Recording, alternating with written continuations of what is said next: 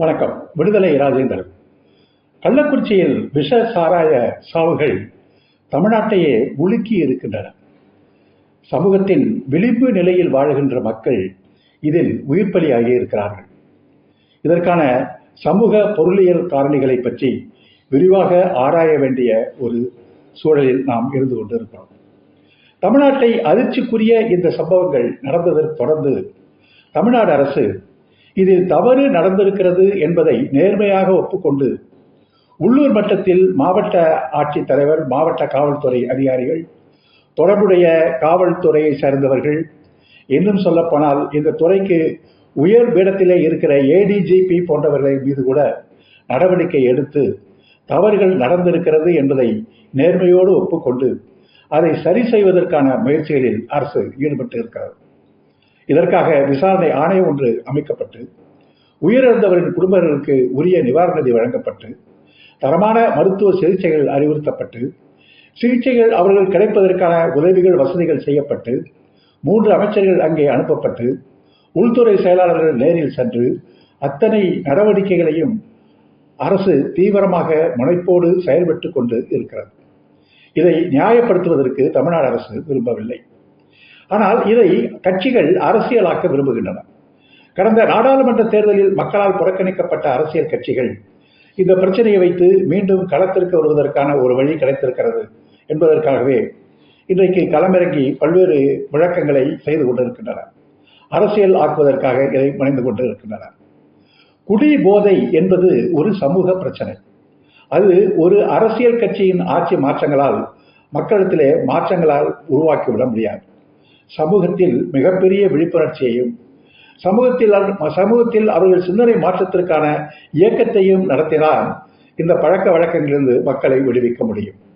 இந்த தருணத்தில் முழு மதுவிலக்கை தமிழ்நாட்டில் அமல்படுத்தினால்தான் இந்த பிரச்சனைக்கு தீர்வு என்று சில தலைவர்கள் கருத்தை சொல்கிறார்கள். இது சரியான தீர்வாக இருக்குமா என்பதை நாம் சிந்திக்க வேண்டும். டாஸ்மாக் கடைகளுக்கு போகாமல் அங்கே மது அதிக விலைக்கு விற்கிறது என்ற காரணத்தினால்தான் இந்த விஷ சாராயத்தை நோக்கி இந்த மக்கள் போய்கொண்டிருக்கிறார்கள். இதைவிட ஒரு மிகப்பெரிய ஆபத்து போதைப் பொருள் கலாச்சாரம் என்று உளவியல் ரீதியாக மனித மூளையையே வழிநெடுக்கக்கூடிய, மனித அடையாளத்தை சிதைக்கக்கூடிய ஒரு கலாச்சாரமும் வேகமாக பரவிக்கொண்டு இருக்கிறது. எனவே டாஸ்மாக் முழு மதுவிலக்கு என்பது உண்மையிலேயே சமூகத்திற்கு நலம் பயக்கக்கூடிய ஒரு கொள்கைதான் என்றாலும் அது சாத்தியமாகக்கூடிய ஒரு கொள்கைதான். முழு மதுவிலக்கு கொண்டு வந்துவிட்டால் போதைப் பொருள் கலாச்சாரமும் விஷச்சாராயங்களும் பெருகும்போது அது இன்னும் சமூகத்தை ஆபத்தான ஒரு நிலைக்கு கொண்டு போய் சென்றுவிடும் என்பதைத்தான் இந்த கள்ளக்குறிச்சி மரணங்கள் கூட நமக்கு உணர்த்தி கொண்டிருக்கிறார். இதே கள்ளக்குறிச்சி பகுதியில், இந்த கருணைபுர பகுதியில் இருக்கின்ற சில டாஸ்மாக் கடைகள் மூடப்பட்ட காரணத்தினால்தான் இப்போது இந்த விஷ சாராயத்தை நோக்கி போயிருக்கிறார்கள் என்று தினமலர் ஏடு கூட ஒரு செய்தியை இன்றைக்கு வெளியிட்டு இருக்கிறது. எனவே இந்த பின்னணியில் சட்டங்கள் கடுமையாக இருக்க வேண்டும் என்பது ஒரு நியாயம் இருந்தாலும் சட்டங்களால் முழுமையாக இந்த மது போதை கலாச்சாரத்தை ஒழித்துவிட முடியுமா என்று சொன்னால் சமூக இயக்கங்கள், மக்களிடத்திலே மன மாற்றங்களை உருவாக்குகிற இயக்கங்கள் நடத்தப்பட்டாக வேண்டும். இன்னும் சொல்ல போனால் போதை மதுவுக்கு அடிமையாகின்ற ஒருவன் மரணங்களை சந்திக்க வேண்டிய சூழல் வருகிறது. சிலர் சொல்லுகிறார்கள், குடிபோதைக்கு அடிமையானவருடைய குடும்பங்களுக்கு அரசு நிதி உதவி அளிக்க வேண்டுமா என்று ஒரு அரசியல் கட்சி கூட இன்றைக்கு கேட்டிருக்கிறது. குடிபோதைக்கு அடிமையானவர் பலியாகிவிட்டார், ஆனால் அவருடைய குடும்பங்கள் நெருக்கடியாக நாளைக்கு நடுரோட்டில் வந்து நிற்குமே, அந்த கவலை ஒரு அரசுக்கு இருக்கிறது அல்லவா? குடிபோதையில் உயிருக்கு ஆபத்தான நிலையில் மருத்துவமனையில் அனுமதிக்கப்பட்ட ஒருவருக்கு ஏன் மருத்துவ சிகிச்சை அளிக்க வேண்டும் என்று கேட்பதற்கும், குடிபோதையில் பலியான குடும்பத்திற்கு ஏன் நிதியுதவி அளிக்க வேண்டும் என்று கேட்பதற்கும் எந்த வித்தியாசமும் இருப்பதாக நமக்கு தெரியவில்லை. சொல்லப்போனால் குடி கலாச்சாரம் என்பது மட்டுமே சமூகத்தை சீரழிக்கும் கலாச்சாரமாக இங்கே இருக்கவில்லை. குடி போதை என்பது எப்படி மரணத்தில் கொண்டு போய் பல குடும்பங்களை நிறுத்துகிறதோ, குடும்பங்களை சீரழிக்கிறதோ, அதே போல வேறு சில போதைகளும் வெறியூட்டப்பட்டு இந்த சமூகத்தில் நிகழ்ந்து கொண்டு இருக்கின்றன. அது சாதி வெறி போதையாக இருக்கிறது, மத வெறி போதையாக இருக்கிறது. சாதி வெறியூட்டுகின்ற போதையை செய்து கொண்டிருக்கிறவர்கள் அந்த சாதி வெறி போதையை நிலைநிறுத்தி கொண்டு அதை தங்கள் அரசியல் கட்சியின் வாக்கு வங்கிகளாக மாற்றிக்கொண்டு தங்களுடைய அரசியல் அதிகாரத்துக்கு அதை பயன்படுத்த வேண்டும் என்று துடித்துக் கொண்டிருக்கின்ற கட்சிகள் இந்த போதை மது போதையை மட்டும் எதிர்த்துக் கொண்டிருக்கிறார்கள் என்பதையும் நாம் சுட்டிக்காட்ட வேண்டும். மத போதை என்ற மக்களுடைய உணர்வை வெறியாக்கி அதை சமூகத்தில் மத பிளவுகளுக்கு இட்டு சென்று அதுவே அரசியல் மூலதனமாக்கி தங்கள் கொள்கை என்று பேசிக் கொண்டிருக்கிற அந்த போதை கலாச்சாரவாதிகளும் இந்த மது போதையை மட்டுமே எதிர்த்துக் கொண்டிருக்கிறார்கள் என்பதை நாம் சுட்டிக்காட்ட வேண்டும். எனவே மது போதை கூட சில மணி நேரங்களில் மதுவை போதையில் ஆழ்த்திவிட்டு பிறகு மீண்டும் அவனை இயல்பு நிலைக்கு கொண்டு வந்து விட்டு விடுகிறது.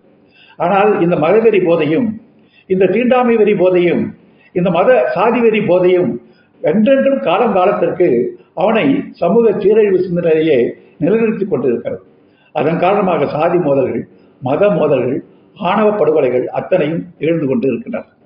எனவே இந்த சமூக சீரழிவுகள், அது மது போதையாக இருந்தாலும் சாதி போதையாக இருந்தாலும் அல்லது எந்த போதையாக இருந்தாலும் சமூக சீரழிவுகளை நோக்கி சமூகத்தில் ஒரு பரவலான விழிப்புணர்வு இயக்கம் இன்றைக்கு தேவைப்படுகிறது என்பதுதான் இதிலிருந்து நாம் கற்றுக்கொள்ள வேண்டிய ஒரு பாடமாக இருக்க முடியும். எனவே இந்த போதைக்கு எதிராக போதையிலிருந்து விடுவிக்கின்ற விழிப்புணர்வு மையங்கள் ஆங்காங்கே உருவாக்கலாம்.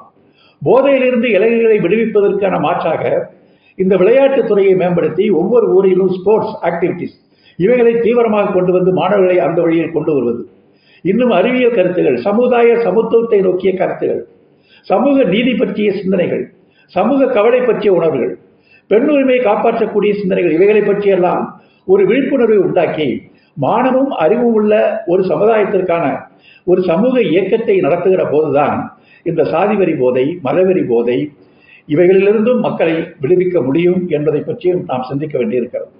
தமிழ்நாடு அரசு உடனடியாக இதற்கு ஒரு ஆய்வு கமிட்டியை நியமித்து இதன் காரணங்களை பற்றியும் ஆராய துவங்கி இருக்கிறது.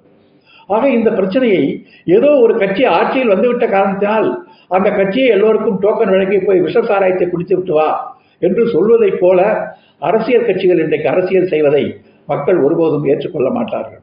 இந்த சமூக பிரச்சனையை அரசியலாக்குவதால் எந்த பயனும் கிடைக்கப் போவதும் இல்லை.